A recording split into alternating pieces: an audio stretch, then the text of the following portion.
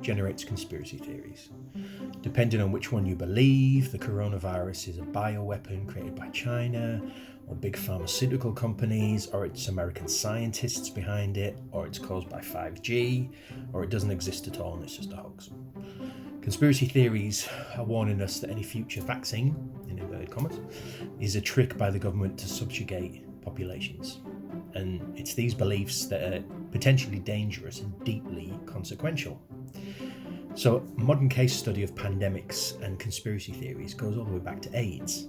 In 1983, there was a small Indian newspaper and they published an anonymous letter which was headlined, "AIDS may invade India, mystery disease caused by US experiments." The letter was apparently written by a well-known American scientist, and he blamed AIDS on the Pentagon's experiments to develop biological weapons at an army facility in Fort Detrick, Maryland. So by 1987, this story had appeared in the media across most of the world, including England, Daily Telegraph, I believe.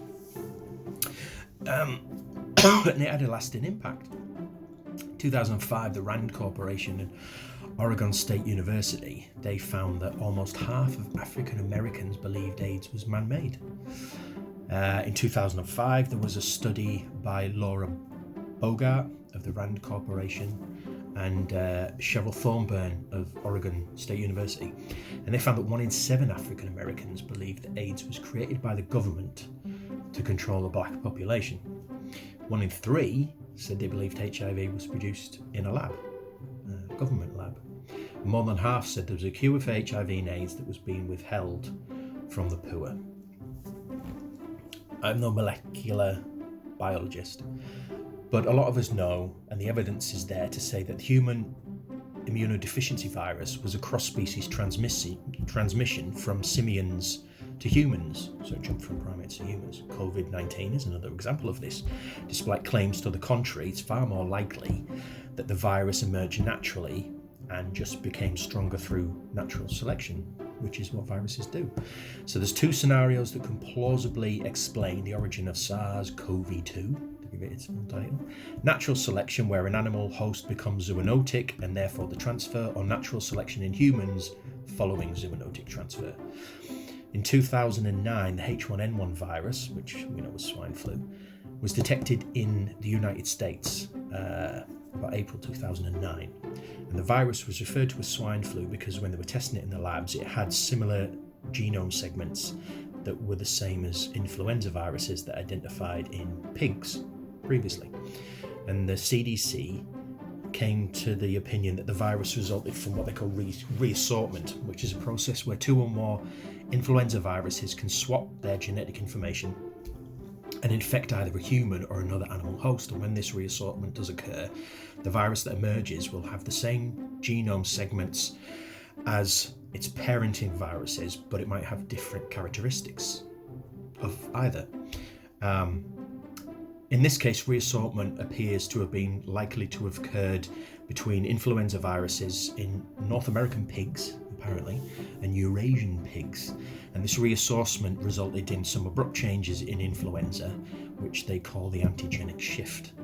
And when that shift happens, people have either little or no protection against this new strain of influenza that results, which was H1N1.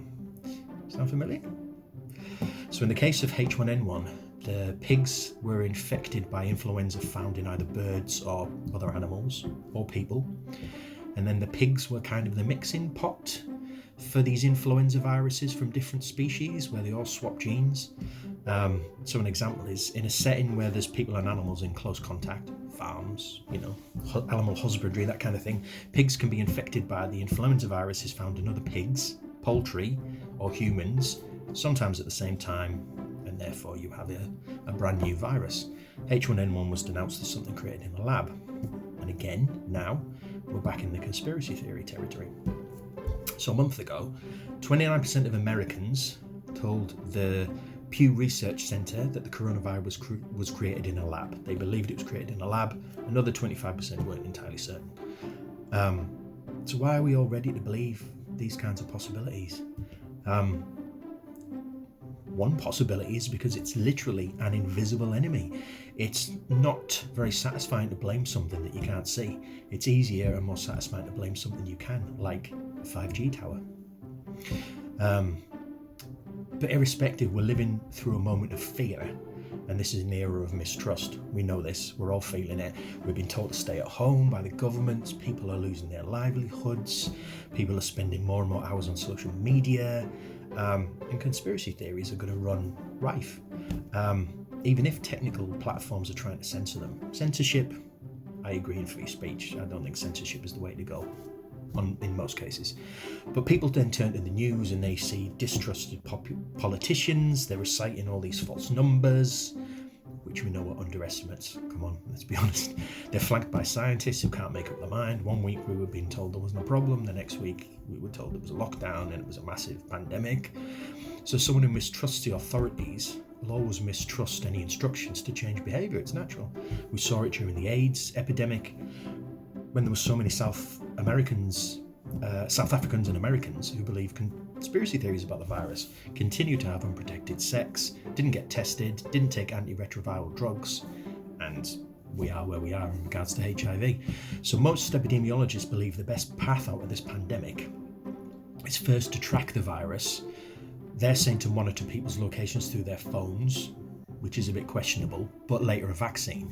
But those initiatives risk hitting a wall of mistrust, because even before the pandemic, there were fears about invasions of privacy, Big Brother watching you. There's always been fears, unfounded fears about vaccinations. Usually it's because of Russia, and you have Donald Trump himself saying there's vaccines linked to autism. What a knob.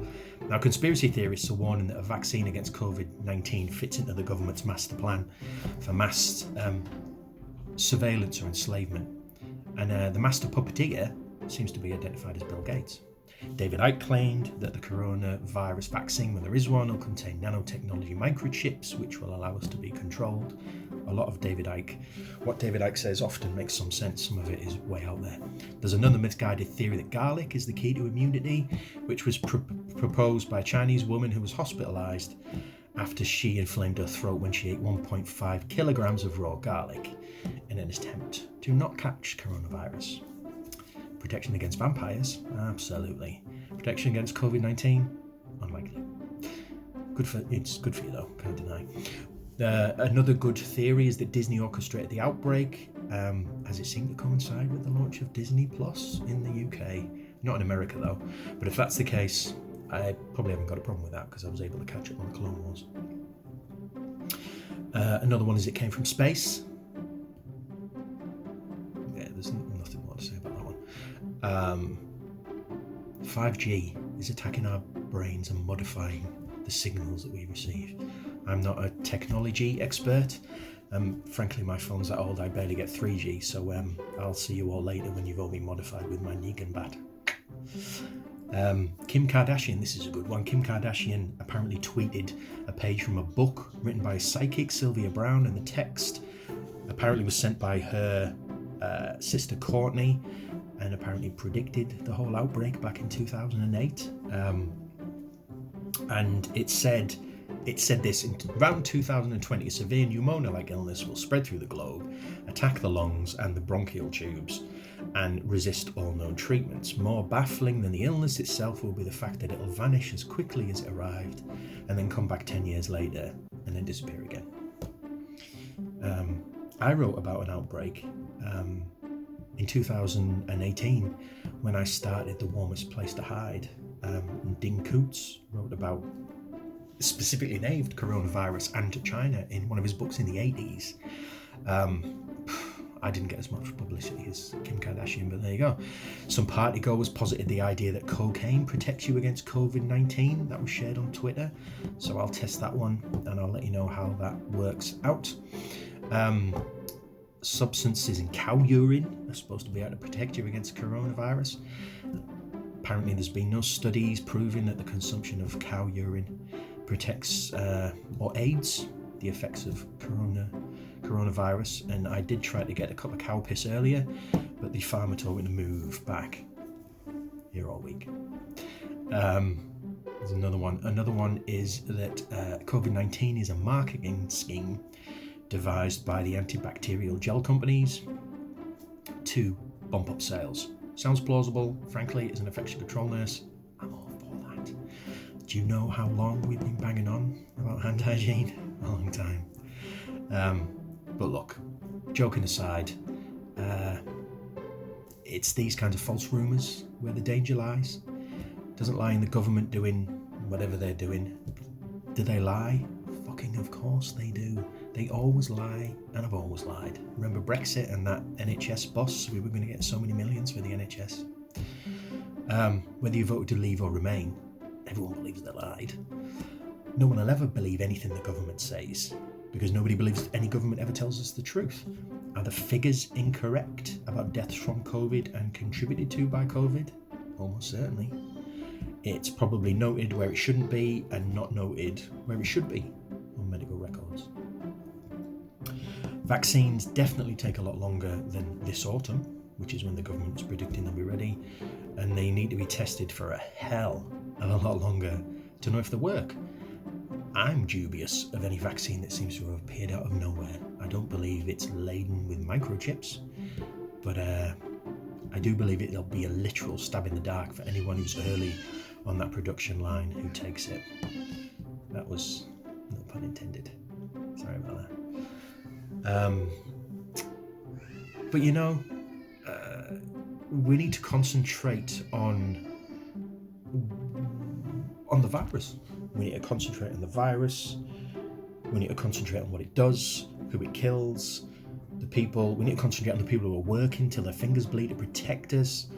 We need to focus on the people who are servicing us through all of this, providing food and everything else. These are the things we can touch and see and feel. Anything else at this moment in time that has no actual tangible evidence is about as useful as people believing that Thomas Crapper invented the toilet. John Harrington in 1596 invented the toilet. Alexander Cumming invented the S-bend, that's below your toilet bowl. Thomas Crapper invented the ball cock. So a bit of history for you there. So until we can see, touch and feel any evidence to the contrary, we need to avoid listening to crap, basically. And that pun was intended. David McCaffrey, your friendly neighbourhood infection prevention and control nurse, signing off. Stay safe.